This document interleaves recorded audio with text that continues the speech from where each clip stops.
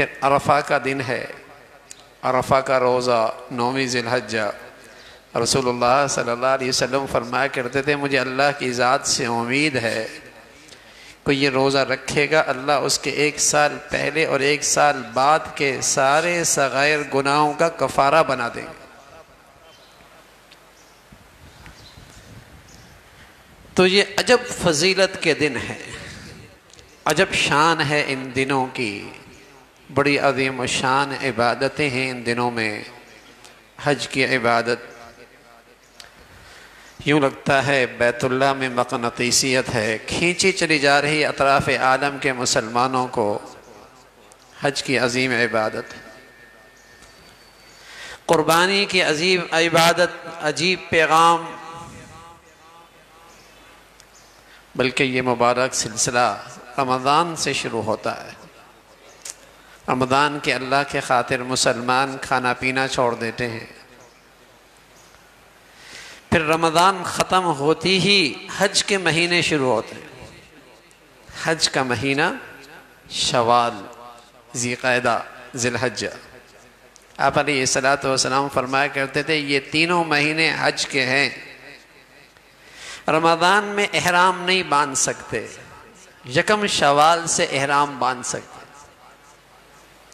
پہلے دور دراز کے سفر ہوا کرتے تھے، لوگ مہینوں پہلے سفر کی تیاریوں میں، سفر میں شروع ہو جایا کرتے تھے اور شوال آتی ہی احرام باندھ دیا کرتے تھے، 2 مہینے احرام میں رہتے تھے۔ تو رمضان سے شروع ہوا یہ عبادت کا سلسلہ، بڑھیا عبادت رمضان کی تو خوشی منائی، عید الفطر کا دن منا، اس پر اللہ کے حضور شکرانہ ادا کیا، فطرانہ۔ حج کے مہینے شروع ہو گئے، احرام باندھا، اور حج کے بڑھیا اعمال اس عشرہ ذی الحجہ میں، پھر خوشی دے دی عید الاضحیٰ، اور پھر شکرانہ اللہ کے حضور قربانی۔ تو یہ مبارک سلسلہ ہے عبادات کا، اہل ایمان اس کی قدر کیا کرتے تھے، قدر کیا کرتے تھے۔ کمزور سے کمزور ایمان والا بھی اگر ان عشرہ ذی الحجہ میں بڑھیا عبادت نہ بھی کر پاتا کہ رات بھر عبادت کرے، ہر دن روزہ رکھے، تو اتنا تو عام مسلمان بھی کیا کرتا تھا کہ کم از کم ان دنوں میں فرائض کا اہتمام تو بڑھ جائے، گناہوں سے اجتناب تو ہو جائے، کم از کم درجہ۔ بڑھیا دنوں میں جہاں نیکیوں کا اجر و ثواب بڑھ جاتا ہے، وہ اللہ کی نافرمانی بھی بڑی احسان فراموشی ہے، پرلے درجے کا آدمی محروم ہو جاتا ہے۔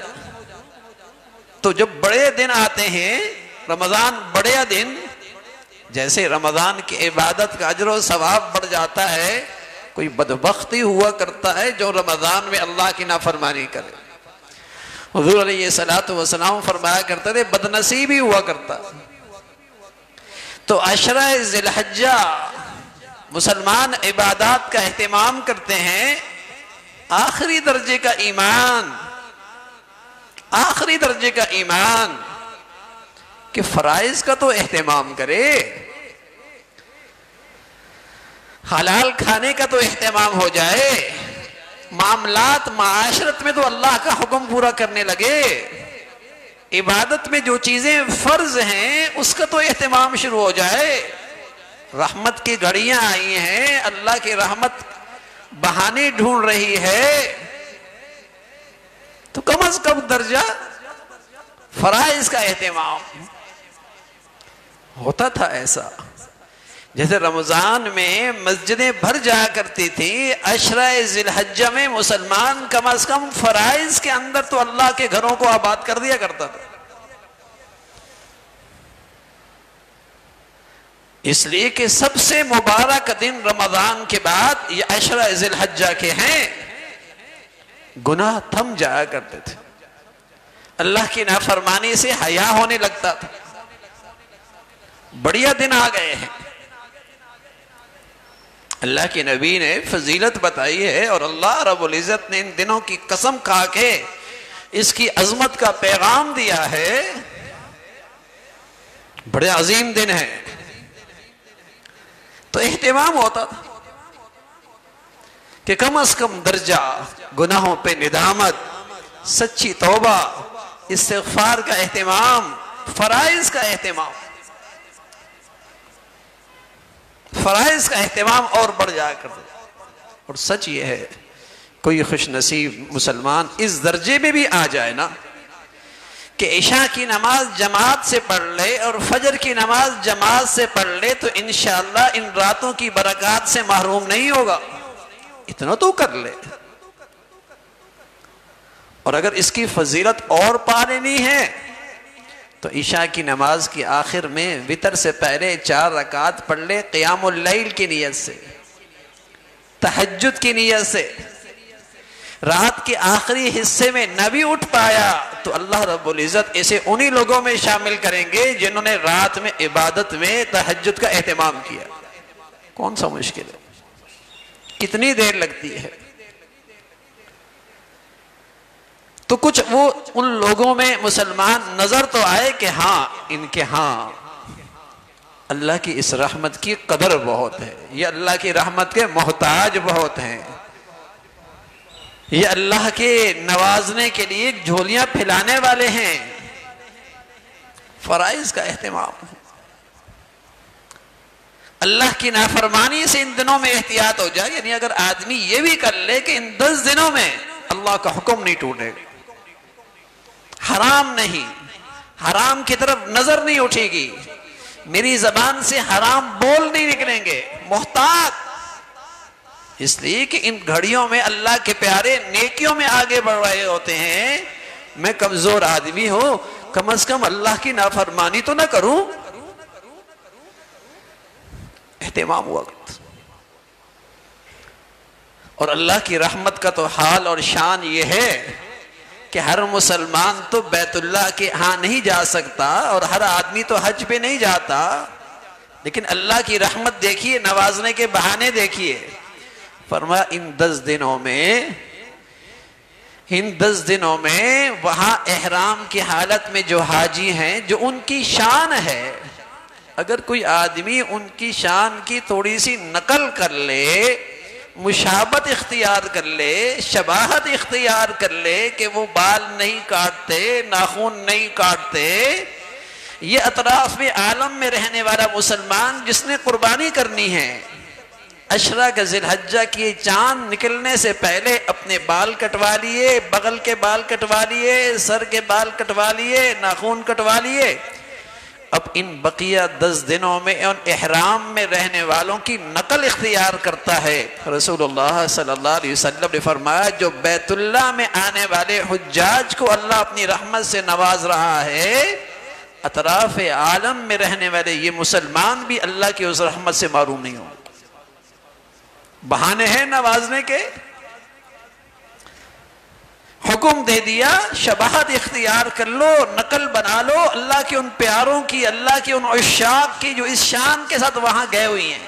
تم بھی نوازے جاؤ گے. نوازنے کے انداز ہیں، عطا کرنے کے بہانے ہیں. کون قدردان ہے جو اس عشرہ ذی الحجہ میں عبادات میں اضافہ کر لیتا ہے، اہتمام کر لیتا ہے.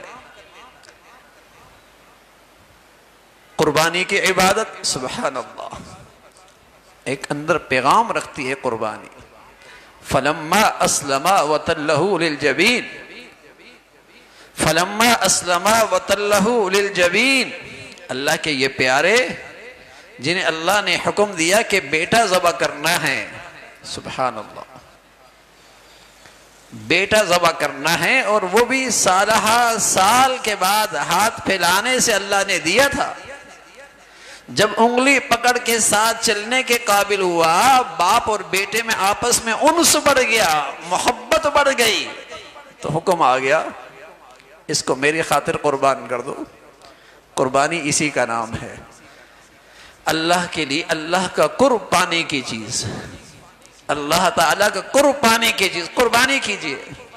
بیٹے کا ذبح کرنا یہ قربانی کی عمل کی بنیاد ہے، قربانی کی عمل کی بنیاد ہے۔ ہم دمبا ذبح کر رہے، گائیں ذبح کر رہے، بچھڑا ذبح کر رہے، اونٹ ذبح کر رہے، لیکن اس کی بنیاد یہ عمل ہے جو ابراہیم علیہ السلام کرنے کے لیے نکل کھڑے ہوئے۔ تو پیغام مل رہا ہے اس عظیم عمل سے، عظیم عمل سے ایک پیغام مل رہا ہے کہ مسلمان وہ ہوتا ہے جو حکم کا بندہ ہوتا ہے، حکم کا بندہ، مفادات کا بندہ نہیں، اغراض کا بندہ نہیں، عقل کا بندہ نہیں، حکم کا بندہ۔ اللہ نے کہہ دیا، کیا حکمت ہے اس میں، کیا مصلحت ہے، عقلی لحاظ سے اس میں کیا غذا ہے، معاشی لحاظ سے اس میں کیا فائدہ ہے۔ مسلمان یہ سب چیزوں کے لیے اس کے پاس وقت نہیں، وہ تو کہتا ہے مولا کا حکم ہے، سر جھکاتا ہوں۔ پلٹ کے ابراہیم علیہ السلام نے نہیں پوچھا اللہ بیٹے کو ذبح کر رہا، بیٹے کو ذبح کرنا اس میں کیا حکمت، کیا مصلحت، کیا لوجک۔ اور سبحان اللہ، اسماعیل علیہ السلام بھی بیٹا بھی ایسا ہے، جب ابا نے بیٹا اللہ کا حکم یہ ذکر کیا، اور اس لیے ذکر نہیں کیا کہ اگر رک گیا، انکار کر دیا تو اللہ کا حکم موقوف ہو جائے گا، وہ تو اس لیے پیش کیا کہ دیکھنا چاہتے تھے کہ میرے بیٹے کے دل میں اللہ کے حکم کی کیا عظمت ہے، میرے بیٹے کے دل میں اللہ کی کیا حکم، کیا عظمت ہے، وہ کیا کہتا ہے۔ تو قرآن کہتا ہے فَلَمَّا أَسْلَمَا، باپ بیٹے دونوں اللہ کے حکم کے سامنے جھک گئے۔ نہ بیٹے نے پلٹ کے پوچھا، نہ ابا نے یہ کہا کہ اللہ اس میں کیا حکمت ہے۔ اب تو مسلمان اس نے گئے گزرے ہیں، انہیں دمبا کرنا بھی سمجھ میں نہیں آتا، کہتے ہیں معاشی نقصان ہو جائے گا، انہیں بچڑا کا ذبح کرنے بھی سمجھ میں نہیں آتا، کہتے ہیں اس کا نقصان بہت ہو رہا ہے، انہیں تو بکرا ذبح کرتے ہوئے بات سمجھ میں نہیں آتی، اتنے گئے گزرے ہیں، یہ سوچتی نہیں قربانی کا فلسفہ کیا ہے، پیغام کیا ہے۔ پیغام ہی یہی ہے، اللہ کا حکم ہر چیز سے بالا تر، اللہ کا حکم ہر چیز سے فوقیت رکھتا ہے، مسلمانی یہی ہے۔ غرض کیا ہے، مفاد کیا ہے، فوائد کیا ہے، نا اللہ کا حکم پورا کرنا، یہی سب سے بڑی مسلمانی کی کامیابی ہے۔ اللہ کے حکم کی اتباع، یہی فرما برداری، یہ مسلمانی ہے۔ تو بڑے عظیم اعمال ہیں ان دنوں کے اندر، اور ساری اسی شان کے ہیں۔ مینا میں ایک پتھر لگایا ہوا ہے، اور اس پتھر پہ لاکھوں لوگ کنکریاں مار رہے ہوتے ہیں، اس پتھر کا کیا قصور ہے؟ ایک پتھر پہ لاکھوں لوگ کنکریاں مار رہے ہوتے ہیں۔ اگر کوئی آدمی کہے کہ میاں کیا حکمت، کیا مصلحت، کروڑ روپے اس پتھر پہ مارے جا رہے ہیں، کنکریوں پہ خرچ ہو رہے ہیں، ارے میاں اللہ کا حکم ہے، اور مسلمان کی سب سے بڑی کامیابی اور سعادت اللہ کا حکم پورا کر رہا۔ اللہ کی شان ہے، مکہ میں ایک نماز پہ 1,00,000 کا ثواب ہے۔ 8ویں ذی الحجہ کو حاجیوں سے کہا جاتا ہے اب مسجد حرام میں نماز نہیں پڑھنی، جنگل میں جا کے نماز پڑھنی ہے، مینا میں، اور وہاں کوئی عمل نہیں ہے سوائے 5 نمازیں پڑھنے کے، ظہر، عصر، مغرب، عشاء، فجر، اور کچھ کام نہیں ہے وہاں، نہ کنکریاں مارنی ہے، نہ قربانی کرنی ہے، نہ وقوف عرفہ ہے، صرف 5 نمازیں پڑھنی ہیں، اور ایک نماز کا ثواب حرم میں 1,00,000۔ فرمایا اب جنگل میں جانا ہے، اب تمہیں حرم کا ثواب نہیں ملے گا، اب تمہیں نمازوں کا ثواب اسی جنگل میں ملے گا۔ پیغام دیا، دین سمجھایا، اسلام سمجھایا، اسلام اللہ کے حکم پورا کرنے کا نام ہے۔ اسلام اللہ کی فرما برداری کا نام ہے. وہی عرفات کا میدان سارا سال 359 دن وہاں جائیں تفریح کرتے رہیں، کوئی ثواب نہیں ملتا. لیکن سال میں ایک دن ایسا آتا ہے، سبحان اللہ، رسول اللہ صلی اللہ علیہ وسلم فرمایا کرتے تھے یہ دن ایسا ہے اس دن میں جو بھی آیا سوائے اس شخص کی بخشش نہیں ہوئی جو یہ کہتا ہے کہ پتہ نہیں میری بخشش ہوئی یا نہیں، باقی سب کی بخشش ہو گئی. اب اس میدان میں کیا رکھا ہے آج کے دن؟ 359 دنوں میں کچھ نہیں، آج اللہ کا حکم ہے. آج اس میدان میں آنے میں اللہ کا حکم ہے. ناخن نہیں کاٹ رہا، بال نہیں کاٹ رہا. جس دین کی خوبصورتی ہی نظافت میں ہے، طہارت میں ہے،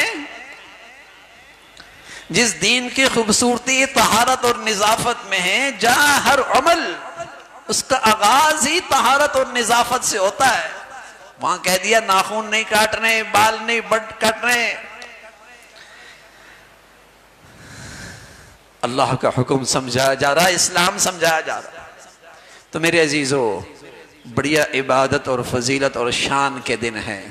میں عرض کر رہا ہوں پورے 10 دن روزے نہ رکھ سکے، راتوں میں عبادت نہ کر سکے، کوئی بات نہیں، لیکن کچھ تو دکھائیے نا اپنا شوق، کچھ تو دکھائیے نا اپنی کہ اللہ کے ہاں، اللہ کی رحمت کی آپ کے ہاں قدر ہے، ہم اس کے محتاج ہیں. کچھ دکھائیے کہ کم از کم درجہ یہ کہ ان دنوں میں اللہ کی نافرمانی سے احتیاط ہو، غلطی ہو جائے فوراً توبہ کا اہتمام ہو، فجر اہتمام سے ہو، عشاء جماعت سے ہو، اور چند نوافل رات کو سونے سے پہلے پڑھ لی جائے، انشاءاللہ رات کی برکتیں ملیں گی.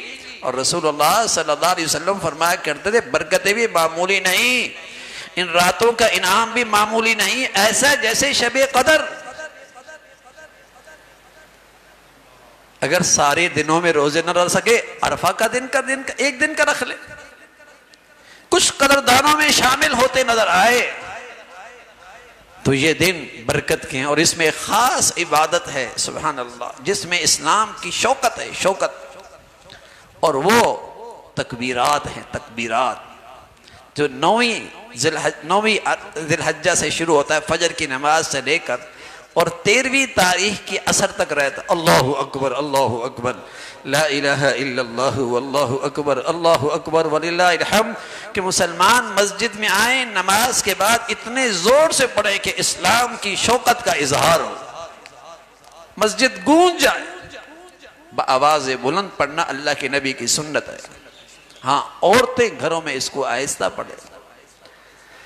تو بڑی شان کے دن ہیں، عظیم فضیلت کے دن ہیں، بڑی شان کی اس میں عبادات ہے. اللہ تعالیٰ بھائی قدردانی نصیب فرمائے، اہتمام نصیب فرمائے. وآخر دعوانا ان الحمدللہ رب العالمین.